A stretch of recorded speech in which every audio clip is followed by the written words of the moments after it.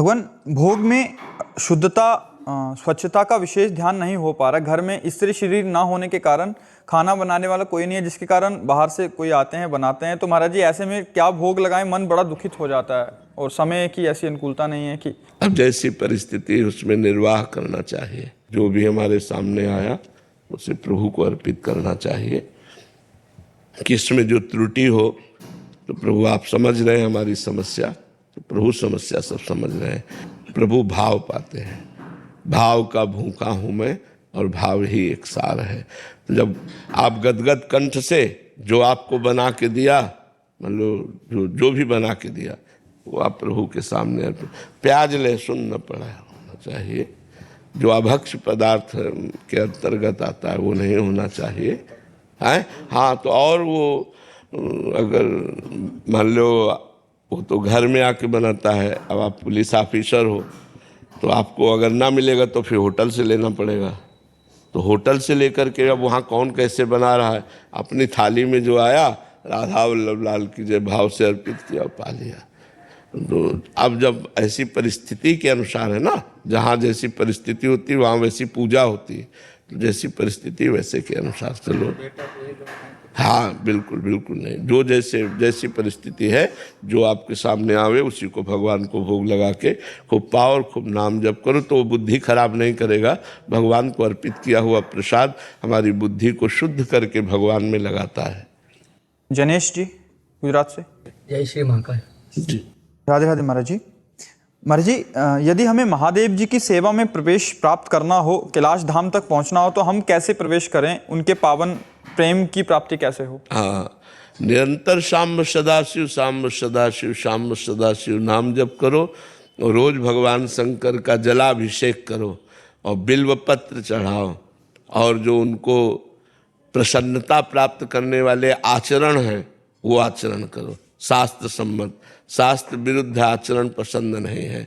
और जल्दी प्रसन्न करना हो तो हरि की नाम लीला कथा भगवान शंकर को सुनाओ, बहुत जल्दी प्रसन्न हो जाएंगे।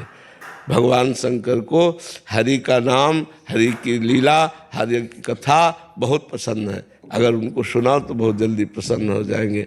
देखो, हरि का चरणामृत गंगा जल है, भगवान शंकर अपने सिर पर धारण किए हुए हैं।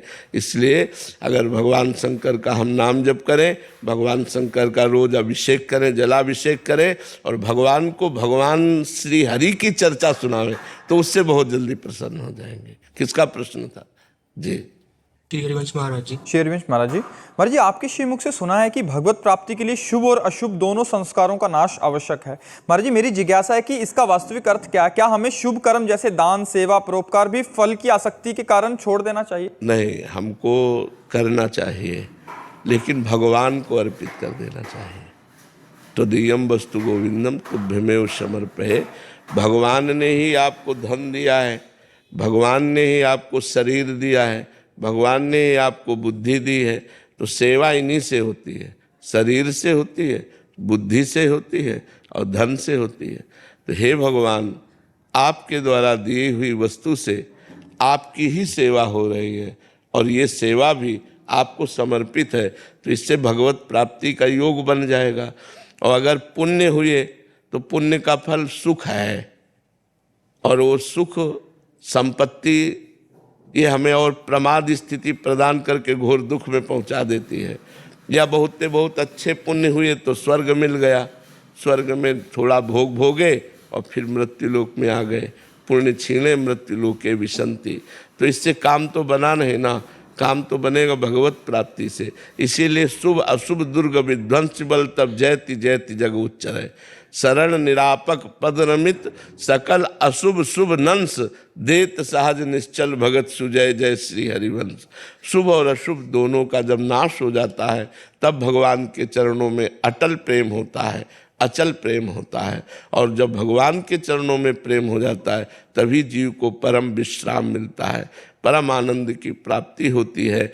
आवागमन चक्र से जीव मुक्त हो जाता है। इसलिए भगवान से प्रेम होना अनिवार्य है और उसके लिए हमें खूब नाम जप करना है, डट के नाम जप करना है। हमें जो पुण्य करने हैं वो भगवान के लिए करने हैं। गंगा स्नान किया भगवान के लिए, किसी जीव को भोजन पवाया भगवान की प्रसन्नता के लिए, किसी को धन दिया भगवान की प्रसन्नता के लिए, तो वो पुण्य कर्म नहीं हुआ, वो भगवान की प्रसन्नता के लिए हुआ। और मैंने 10 रुपया इनको दान किया, वो पुण्य कर्म हो गया। तो 10 की जगह 1000 मिल जाएंगे। तो हमारी बुद्धि जब 10 में ठीक नहीं है तो 1000 में कहाँ से ठीक हो जाए। देखो, जब हमारे शरीर को कोई ऐसे काटे तो हमें पीड़ा होती है, तो क्या पशु को पीड़ा नहीं होती? आप देखो, पशुओं को लोग काट करके खाते हैं तो फिर हमारी दुर्गति पक्की है, क्योंकि वो पाप कर्म बना और वो पाप कर्म हमें दुख देगा, दुर्गति हमारी कराएगा।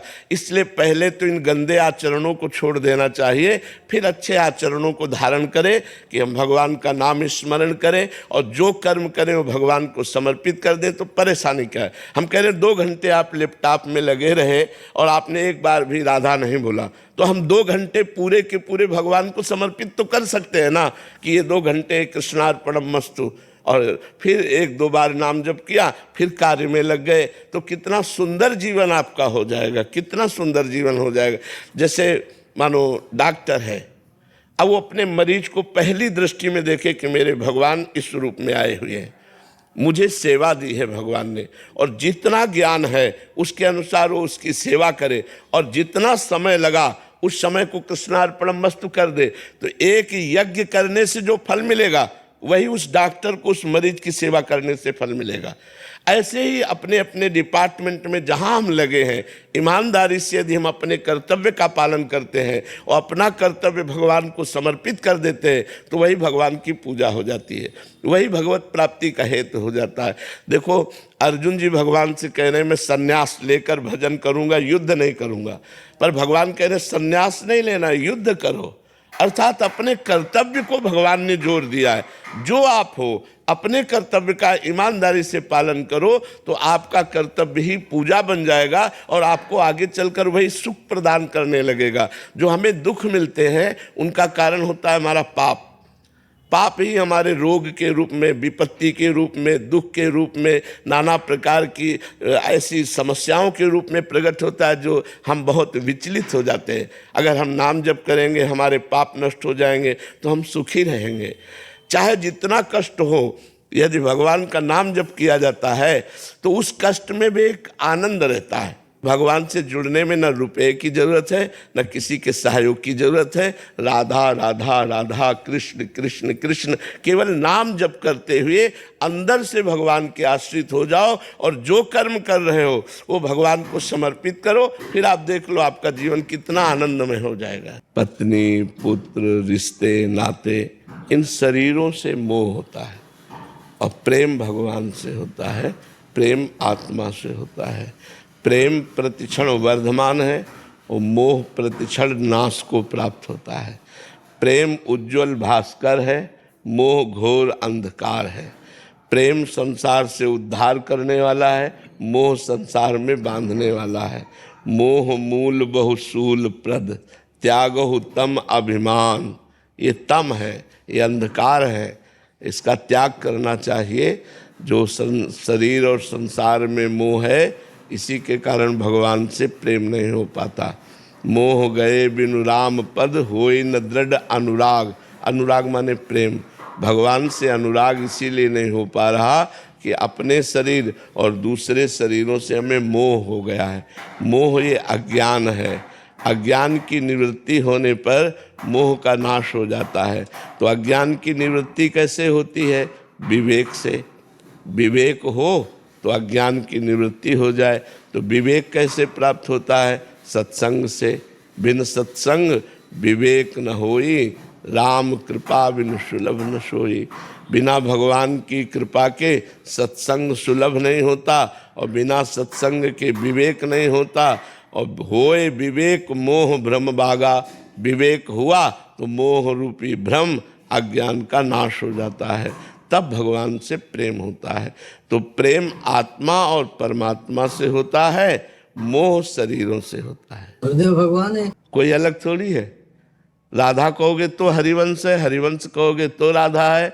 हर शरणागत मंत्र जप कर रहे हो तो हरिवंश जप कर रहे हो, निज मंत्र जप कर रहे हो तो हरिवंश जप कर रहे हो, राधा वल्लभ जप कर रहे हो तो हरिवंश जप कर रहे हो। ये अलग नहीं है।